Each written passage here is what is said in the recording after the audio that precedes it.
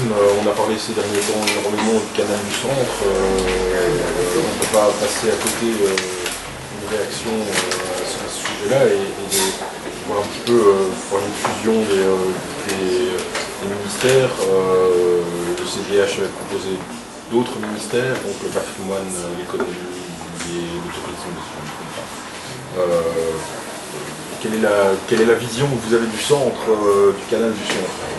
Alors, on l'a dit, c'est un des atouts de notre arrondissement et de notre région, c'est le tourisme. Et quand on parle emploi et qu'on parle économie, on parle automatiquement de tourisme. Ce qui est un peu regrettable, c'est d'avoir attendu l'avant-veille de l'ouverture de la saison de tourisme pour se rendre compte que les ascenseurs, le canal du centre, étaient dans un état tel qu'ils pouvaient poser problème. D'une part. D'autre part, Bénédicte et Marc en ont parlé. Voilà un sujet véritablement d'actualité. On sait aujourd'hui que les missions ont été cédées à la province de Hainaut via une SBL. D'autre part, la région wallonne a une responsabilité, notamment pour certains investissements, mais aussi en ce qui concerne le personnel. Alors on sait aujourd'hui que ce site est classé patrimoine à l'UNESCO et que il l'a été aussi et surtout parce qu'il était en activité. Donc ce qu'on risque, c'est que demain, ce site ne soit plus classé. Et donc on risque un gros problème par rapport à cela. Ça veut dire qu'on perd de la crédibilité, on perd de la visibilité, on perd donc des emplois. Et vous savez que notre région en a besoin comme du pain. Donc je pense que c'est véritablement un dossier. Moi j'ai vraiment l'impression, et sincèrement ce n'est pas une critique légère, ça me fait vraiment penser au pompier pyromane, c'est-à-dire celui qui a la gestion de ce patrimoine et qui en même temps le met en situation quasiment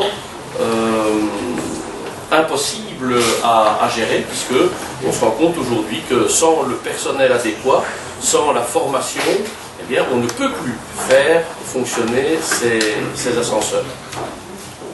Alors, je vois bien à quoi tu fais allusion. C'est vrai qu'on peut tous avoir de bonnes idées. Il y a des idées qui ont été lancées. Le seul problème, c'est que encore faut-il pouvoir les mettre en pratique. Et on sait très bien que sans le développement, sans le recours à un partenariat public-privé, ça va être très difficile. Laisser la gestion de ce site au pouvoir public nous semble primordial, mais le développement d'un partenariat public-privé l'est tout autant, sachant que ça existe déjà. La cantine des Italiens, c'est un partenariat public-privé. C'est un exemple, mais il y en a bien d'autres. Alors, on peut évidemment se poser la question de savoir est-ce que 25 000 visiteurs par an, est-ce que c'est une réussite? On pourrait espérer d'en avoir beaucoup plus.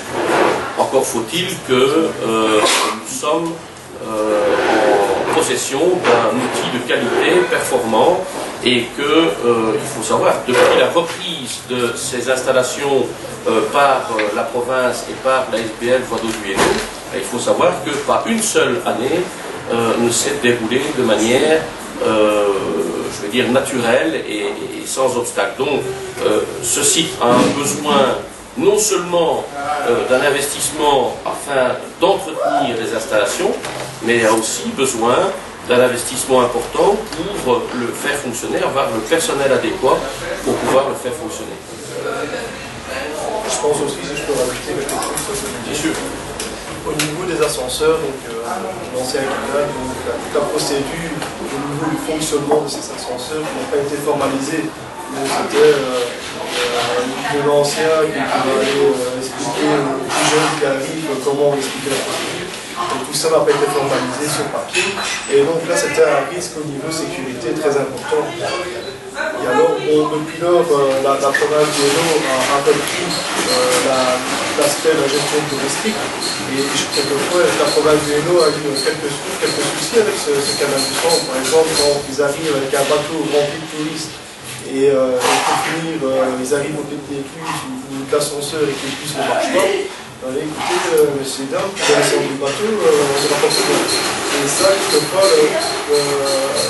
la SBL Boisson du Hainaut a quelquefois été mis au pied du but. Et bon, c'est tout ça qu'il faudrait améliorer et surtout sécuriser ceci, qui est quand même exceptionnel. Quand on parle de privatiser les partenariats publics-privés, je ne pense pas qu'on peut privatiser vraiment l'ensemble du site. Peut-être quelques parties comme la cantine historienne, l'ORECA, l'activité ORECA, mais les activités nautiques sur le site, c'est quand même des maisons expropriées pour la création du canal à l'époque et du nouveau canal aussi. Donc, par exemple, là-dessus, le nouveau canal, tout ça, tout le site a été exproprié, il y a plus de 100 maisons qui ont été expropriées. Le canal, l'ancien que nous avons, est vraiment maintenant intégré dans la vie, dans la région du centre, et ce canal appartient aux habitants, aux Viérois, aux Rhôniens, aux gens de la région du centre, et je ne vois pas pourquoi est-ce qu'on devrait privatiser ce genre, ce site. Donc là c'est très important, parce que c'est un site aux habitants. Et au niveau de l'ORECA, là c'est vrai qu'il y a vraiment un manque important, et aussi tous les abords, parce qu'il faut réembellir ce site-là, il y a les abords qu'il faut remettre en avant, et ça, il y a encore beaucoup de travail, et ça, il y a vraiment une grosse partie au niveau des voies hydrauliques qui ont leur rôle à jouer pour améliorer l'ensemble du site. Et si on ne privatise pas, d'où viendront les moyens? J'ai pas entendu ce que D'où viendront les moyens? Qu'est-ce que la région peut apporter de plus? En tout cas, ce qu'on peut, on est tout à fait d'accord sur le fait qu'il faut un partenariat public-privé pour certaines activités. Est-ce que pour cela, il faut privatiser le canal des ascenseurs? On sait très bien que c'est impossible. On sait très bien qu'il faudra faire des économies dans certains secteurs pour pouvoir en faire dans d'autres. On a parlé d'emploi, on a parlé d'économie, on a parlé de tourisme. À un moment donné, il faut savoir où mettre ses priorités, et en tout cas en ce qui nous concerne, en tout cas, on estime que dans l'arrondissement, notre arrondissement de Soigny, dans la région du centre aussi, eh bien c'est un des bijoux du patrimoine qui doit absolument compter. Et donc, nous souhaitons en tout cas que les moyens soient mis pour pouvoir et les entretenir et les faire fonctionner. Oui, Mathieu. Juste pour faire un parallèle, pour bien comprendre la philosophie avec le plan Incliné-Tronquière que je connais parfaitement, et Béné aussi. Le plan Incliné-Tronquière est géré au niveau touristique par la province, donc tout comme les ascenseurs, et on a des gestionnaires qui sont volontaristes, qui veulent aller de l'avant, qui essayent de trouver des solutions pour attirer les touristes. On a notamment, par exemple, sur le site de Ronquière, le Ronquière Festival. On a eu toute une série d'autres manifestations qui ont été créées ou amenées pour justement attirer les touristes. Et à chaque fois, mais à chaque fois, il n'y a pas une fois où on n'a pas eu un frein du SPOE, donc du service public de Wallonie. C'est tout le temps. Et donc, ça devient, allez, même une brocante ici, on a encore une réunion en collège communal, où même pour une brocante, il fallait laisser le passage libre pour qu'une camionnette puisse éventuellement aller intervenir au cas où il y aurait une panne. Il y a des pannes une fois tous les X temps, mais bon. Et donc, ils freinent toutes les initiatives, et c'est la même chose pour le parcours spectacle Un bateau, une vie à l'intérieur du plan incliné. C'est un parcours spectacle qui avait été financé il y a 15 ans avec des fonds européens, d'ailleurs, parce que des fiches projets avaient été rentrées en collaboration entre la région, la province et l'Union européenne. Et ce parcours spectacle est complètement maintenant un peu vétuste. On est face aux nouvelles technologies, elle ne le prend pas en compte, enfin il ne le prend pas en compte. Le gestionnaire, donc la province, a des idées. Et la région wallonne ne suit pas parce que pendant ce temps-là, et c'est pour ça comment dégager des moyens, mais tout simplement en n'en mettant pas spécialement ailleurs. Ils ont créé les systèmes de soleil pour voir si les attractions étaient de qualité ou pas. Donc ça c'était le ministre Ludgen, et puis le ministre Furlan est arrivé, les soleils on les a laissés de côté, et maintenant on a créé Wallonie Destination Qualité. Et donc il y a comme ça tous des petits plans pour mettre le nom d'un ministre en dessous d'un projet, d'un plan, qui certes coûte énormément d'argent, qui en plus n'a pas de return, Florine Paris-Mille d'ailleurs, qui est la députée régionale sortante, est intervenue plusieurs fois là-dessus, parce qu'on n'a jamais eu de bilan de ces soleils, de ces destinations qualité. Et ça coûte énormément d'argent, et on mettrait cet argent-là dans la rénovation des infrastructures, dans l'ouverture aux langues, pour attirer justement les néerlandophones, les allemands, enfin bref, les anglais, les anglophones. Mais non, on préfère les mettre à des petits plans, mais tout comme d'ailleurs pour l'emploi, c'est la même chose, c'est le mal wallon, c'est de faire de petits plans, plutôt que de mettre de l'argent réellement pour que des projets puissent se développer. Et donc ça, c'est vraiment une différence de philosophie entre la province qui est gérée, il faut le dire, par une députée provinciale PS en collaboration avec le et la région wallonne qui, là, sur les derniers ministres en tout cas, voie navigable, CCDH, certes on a le ministre Furlan, mais souvent on est dans des baronnies où on préfère faire plaisir à son arrondissement plutôt qu'à l'ensemble de la Wallonie. Donc c'est le SPE qui n'est pas nécessaire. C'est pas la province. Non, je me permets simplement de répéter ce que j'ai dit, c'est le pompier pyromane. Ça veut dire que c'est celui qui a la responsabilité, c'est celui qui doit décider des moyens qu'il souhaite mettre, qui fait véritablement blocage.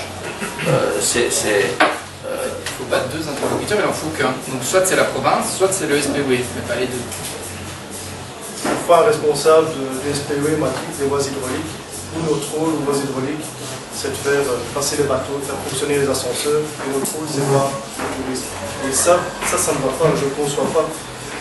Ce week-end, on a eu le carnaval de Thieu, un petit carnaval de Thieu donc sur la place Sartin. Donc Thieu a vraiment été commandé par le village. Le terrain de foot est dans le canal, la place est dans le canal. Donc pour ça, on a fait des aménagements. Donc le SPE en contrepartie a créé une nouvelle place, la place de Thieu, qui est dans un état déplorable. Et ici, depuis quelques années, on a toujours fait le carnaval sur cette place-là, pour la mettre en valeur. Je pense que les Thiérois se sont appropriés cette place-là, c'est important d'avoir une place. Et ici, cette année-ci, on a eu un contact du SPE nous demandant de faire un état des lieux avant et après la festivité. Parce qu'on allait mettre trois métiers forains. Et je trouve ça du non-sens parce que maintenant c'est devenu une place privée. Et ça, je ne le conçois pas. Pour les dégâts que Thieu, que la région du Centre a subis, que maintenant le village de Thieu, on leur dit, écoutez, cette place-là, c'est privé, si vous faites quelque chose, il faut une demande au SPE, je le conçois. Est-ce que nous avons répondu à ta question, Fabrizio?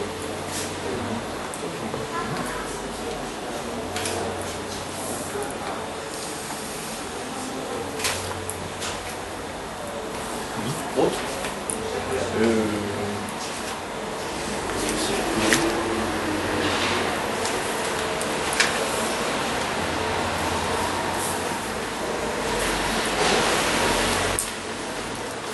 Et bien sûr, il n'y en a pas d'autre. Alors, je tiens à vous remercier une fois de plus pour votre présence, pour votre écoute et surtout pour l'écho que vous pouvez faire de cette mise au point sur le programme, les propositions et les critiques, toujours constructives évidemment, du mouvement réformateur. Voilà, merci et bonne fin d'après-midi.